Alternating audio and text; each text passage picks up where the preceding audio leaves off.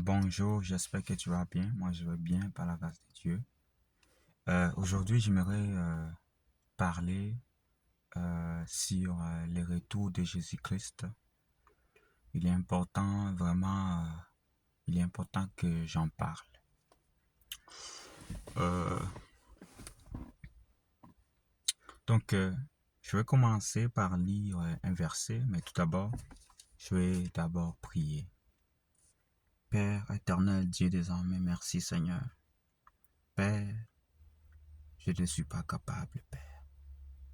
Je veux que, Père, tu m'utilises comme ton instrument, Père.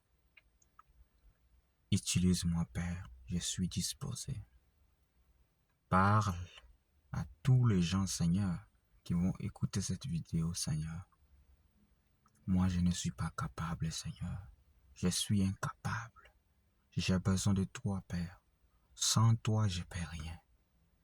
Je veux que, Père, toutes paroles qui vont sortir de ma bouche, Père, soient tiennes, Père. Que la gloire te soit rendue, Alpha et Oméga.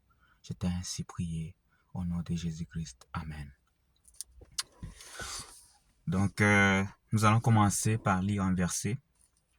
Nous allons lire Matthieu 24, verset 37. Matthieu 24, verset 37. Il nous dit, « Ce qui arriva du temps de Noé arrivera de même à l'avènement du Fils de l'homme. » Ce qui arriva du temps de Noé arriva de même à l'avènement du Fils de l'homme. Car tous les jours qui précédèrent les déluge, les hommes mangeaient et buvaient, se mariaient et mariaient leurs enfants, jusqu'au jour où Noé entra dans l'arche. Et il ne se doutait de rien, jusqu'à ce que le déluge vint et les emportait tous. Il en sera de même à l'avènement du Fils de l'homme. Alors les deux hommes qui seront dans un champ, l'un sera pris et l'autre laissé. Des femmes qui moudront à la mêle, l'une sera prise et l'autre laissée. Veillez donc, puisque vous ne savez pas quel jour votre Seigneur viendra. Sache-le bien, si les maîtres de la maison savaient à quelle heure veiller de la nuit, les voleurs doivent venir, ils veilleraient et ne laisseraient pas percer sa maison. C'est pourquoi vous aussi tenez-vous prêts, quand le Fils de l'homme viendra à l'heure où vous n'y penserez pas. Donc, je pense que la parole de Dieu est claire là-dessus. Jésus-Christ va venir. En fait, son retour sera soudain et inattendu. Donc voilà pourquoi nous devons toujours nous préparer. Nous devons toujours vivre dans la sainteté, dans la sanctification. Dans la sanctification. Jésus-Christ revient bientôt, mon frère et ma sœur. Toi qui m'écoutes, Jésus revient bientôt. Si tu es éloigné de Dieu, reviens. Reviens. La Bible dit que après la mort, c'est le jugement. Après la mort, c'est le jugement. Il est réservé de mourir une seule fois à un homme. Après quoi vient le jugement? C'est ce que la Bible nous dit. Donc, si tu meurs aujourd'hui, mon frère et ma sœur, si tu meurs aujourd'hui et tu n'as pas accepté Jésus en tant que ton sauveur et Seigneur, tu iras en enfer. C'est ça, c'est la vérité. Tu iras en enfer. Il y aura pas une autre solution. Mais pendant que tu es en vie, c'est là où tu as le temps de donner ta vie à Jésus-Christ. Mais si tu meurs aujourd'hui sans Jésus, tu as perdu, mon frère. Donc, tu as le temps. Si tu es en vie aujourd'hui, tu as le temps, mon frère. Donc, donne ta vie à Jésus avant qu'il ne soit pas trop tard. La mort peut te s'y prendre à tout moment. La mort peut te s'y prendre à tout moment. Moi et toi, nous ne savons même pas les jours où nous allons mourir. Moi qui te parle, je ne sais pas. Je ne sais pas quand je vais mourir. Mais une chose est sûre que je sais, si je meurs aujourd'hui, j'irai pas en enfer. J'irai pas en enfer.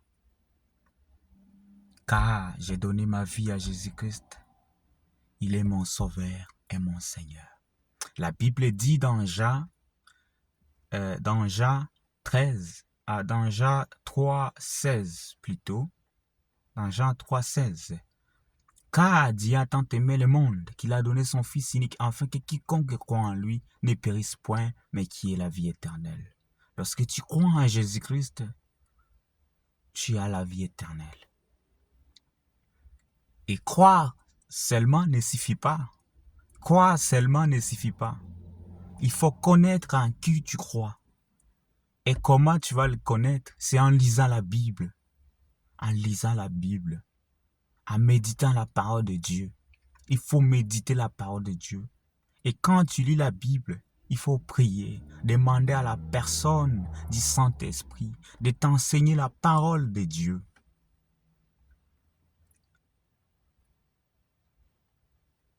Le Saint-Esprit va t'enseigner la parole de Dieu. Le Saint-Esprit va te faire comprendre la parole de Dieu.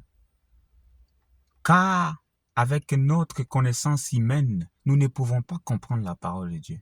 Nous ne pouvons pas.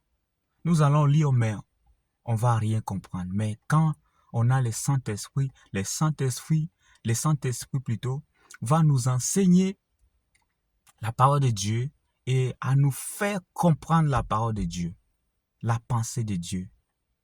Donc, tu ne peux pas connaître Dieu sans lire la Bible. Il est impossible que tu connaisses Dieu sans lire la parole de Dieu. Il faut lire la parole de Dieu. Et aussi, nous devons évangéliser. Jésus revient bientôt. Jésus revient bientôt. Nous sommes déjà sauvés. Et qu'en est-il des autres? Qu'en est-il des gens qui ne connaissent même pas encore Dieu? Qui ne connaissent même pas encore Dieu? Qu'en est-il d'eux? Qu'en est-il des autres qui ne connaissent pas Dieu? Donc il faut qu'on parle de Dieu. Il faut qu'on évangélise. Nous devons évangéliser. Nous devons évangéliser. Nous devons évangéliser. Nous devons évangéliser. Il est important vraiment qu'on évangélise. Il est important qu'on évangélise. Parle à ta famille de Jésus. Parle à ta famille, à ton frère, à ta maman, à ta sœur, à tes amis. Parle de Jésus. Dis-leur que Jésus-Christ est mort à la croix pour leurs péchés. Il est mort à la croix pour leurs péchés.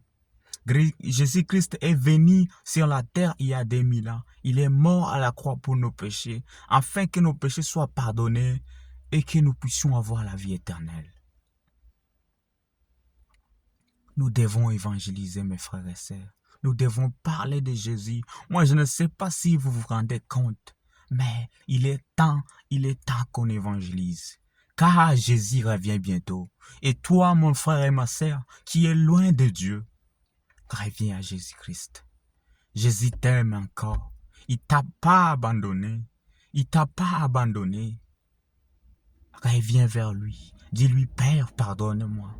Pardonne-moi. Si tu te repens sincèrement, il va te pardonner et arrêter ce péché qui t'éloigne de Dieu. Vous savez, les péchés nous éloignent de Dieu. Les péchés nous éloignent de Dieu. Les péchés nous éloignent de Dieu. Nous devons nous séparer de tout ce qui nous éloigne de Dieu. Nous devons nous séparer de ça. Nous devons évangéliser. Nous devons évangéliser. Nous ne devons pas avoir peur d'évangéliser. Comment se fait-il un chrétien a peur d'évangéliser? Comment se fait-il? Et aussi, Nous, les chrétiens, nous avons un problème. Nous ne lisons pas la Bible. Et comment tu vas évangéliser sans connaître la parole de Dieu? Il est impossible que tu évangélises sans connaître la parole de Dieu. Il faut connaître la parole de Dieu. Hein?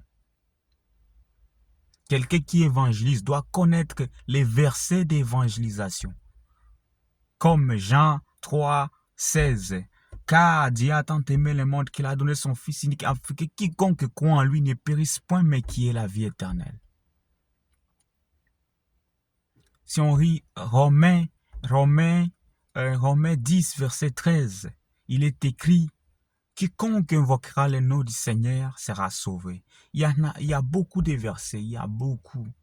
Nous devons lire la Bible, nous devons vraiment apprendre à lire la Bible. Avec le Saint-Esprit aussi, le Saint-Esprit va nous aider à lire la parole de Dieu, à méditer la parole de Dieu. Nous devons nous attacher à Dieu. Ne laissons rien nous séparer de Dieu. Ne laissons rien nous séparer de Dieu. Jésus-Christ est le chemin, la vérité et la vie. Et Jésus revient bientôt. Tiens bon, tenons bon, tenons bon. Ne laissons rien nous séparer de Jésus. Il est mort à la croix pour nos péchés. Il a prié, il a pris notre place. Il a pris notre place.